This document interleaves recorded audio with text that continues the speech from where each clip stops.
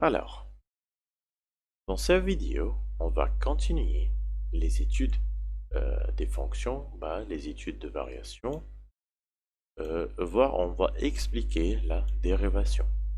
Donc, avant d'expliquer la dérivation, nous allons faire un tout petit rappel sur la pente.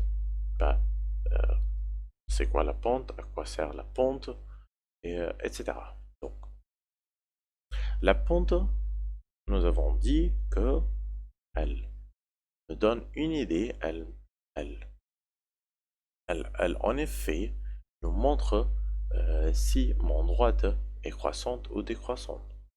Par exemple, si moi j'ai un point négatif, comme cette courbe-là, on voit clairement que de plus en plus, mon courbe devient moins important. Les images deviennent de plus en plus moins importantes. Donc, c'est un courbe décroissante.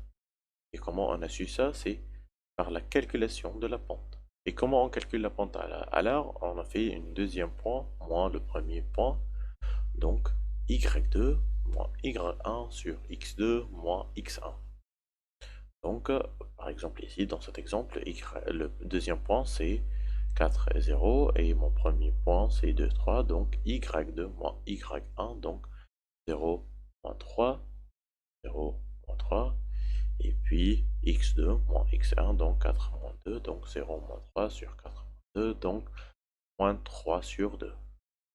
Voilà, c'est un nombre négatif, ça veut dire que mon pente est décroissante, ça veut dire que mon courbe devient de plus en plus moins important parce que l'image devient de plus en plus importante. Donc, pareil, au taux d'accroissement, comme on fait le dérivé, c'est quelque chose c'est une chose qui est vraiment très liée à la pente et voir c'est la même chose. Bon, le taux d'accroissement, on veut savoir l'accroissement de ma courbe. Si ma courbe devient de plus en plus important ou de plus en plus moins important. Donc, comme on a fait dans ma pente, je vais prendre deux points. Voilà ma première point. Là. Voilà ma premier point. Et je vais prendre ma deuxième point. Voilà. Donc, ok. Donc, le x de mon premier point, c'est x. Et l'image, ou le y de mon deuxième point, c'est f de x. Et puis, mon deuxième point, on va nommer mon deuxième point x plus h. Donc c'est x, mais plus h. Et h, c'est la distance entre ce point et ce point-là. Donc voilà, j'ai mon x, et puis ici, x plus h. Et puis l'image, le y de x plus h, on va le nommer f de x plus h. Ah, c'est bon. Et donc, comme on a fait dans la pente ici, y2 moins y1 sur x2 moins x1, donc y2 ici, nous avons dit, voilà mon deuxième point, et elle a comme y f de x plus h, donc f de x plus h, voilà. Et puis y2 moins y1, donc le y de mon premier point, de ce point-là, c'est f de x, donc moins f de x. Donc y2 moins y1, f de x plus h, moins f de x. Ok.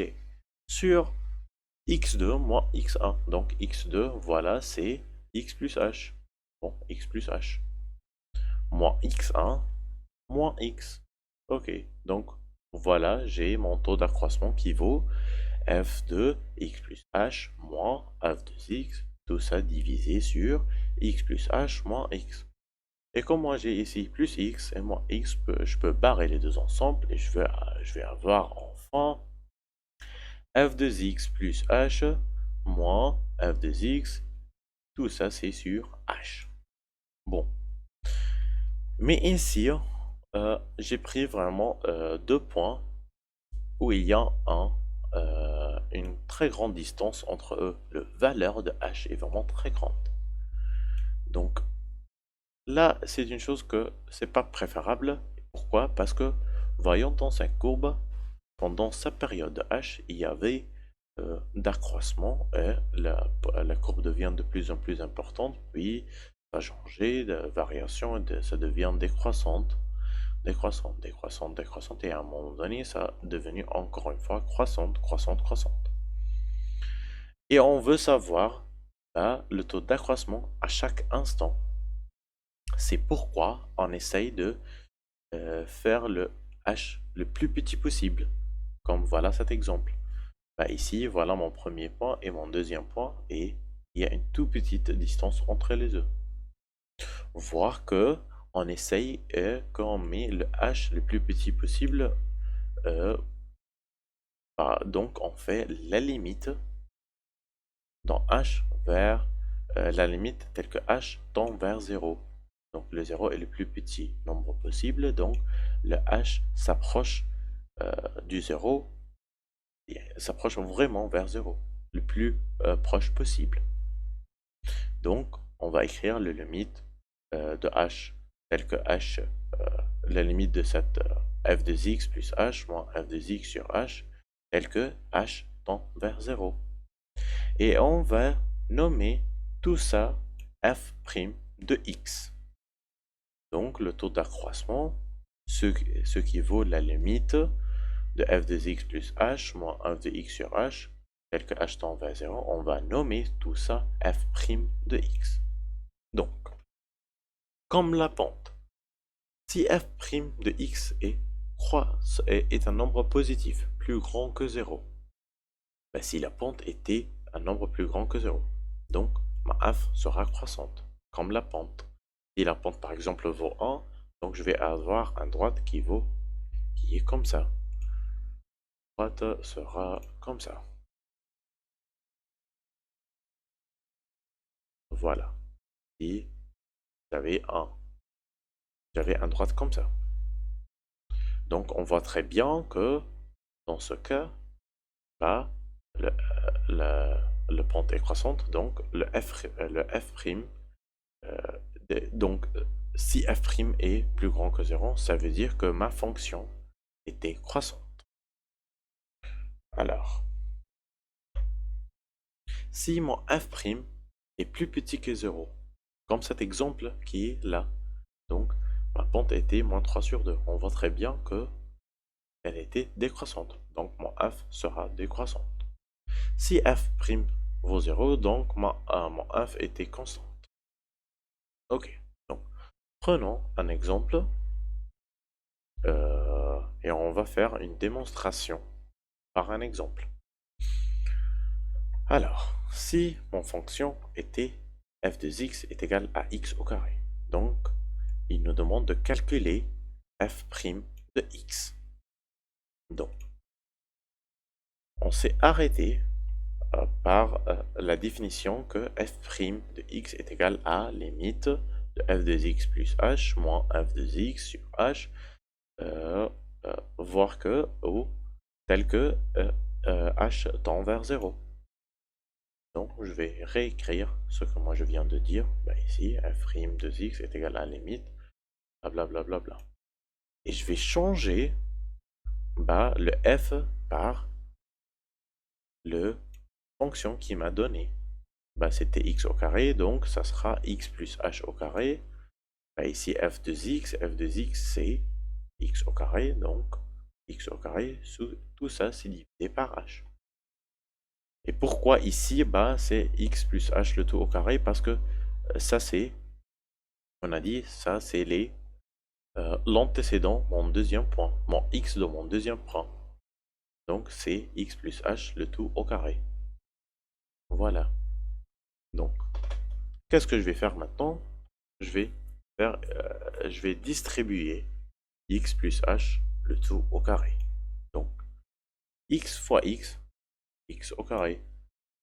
Donc, x plus h, donc, je vais faire x fois h fois 2, donc 2xh. Et puis h fois h au carré. Et puis le moins x, ça va comme elle est. Tout ça, c'est sur h. Donc, j'ai x au carré plus 2xh plus h au carré moins x au carré. Tout ça, c'est divisé par h. Et ici, moi, j'ai x au carré et moins x au carré. Je peux barrer les deux ensemble. Bon, il me reste là maintenant la limite de x plus h au carré. Tout ça est divisé par h, tel que h tend vers 0. Donc, je peux prendre h ici comme un facteur commun. On voit qu'il y a un h ici et un h ici. Donc, je vais prendre un h comme un facteur commun et je vais écrire h, je vais ouvrir un accolade, 2x et puis plus h. Donc, 2x plus h divisé par h et h au carré divisé par h est égal à h. Bon, voilà, j'ai un h ici et un h, h dans un numérateur et h dans le dénominateur. Bah, je peux simplifier les deux ensemble. Bah, il me reste enfin la limite telle que h tend vers 0 de 2x plus h. Et nous avons dit que voilà, le h tend vers 0. Donc, je vais pas écrire la limite de h tend vers 0 et je vais écrire 2x tel que h tend vers 0 et un nombre qui tend vers 0, donc il vaut 0, donc il me reste seulement 2x. Donc mon réponse sera f' de x, donc f' de x est égal à 2x. Merci.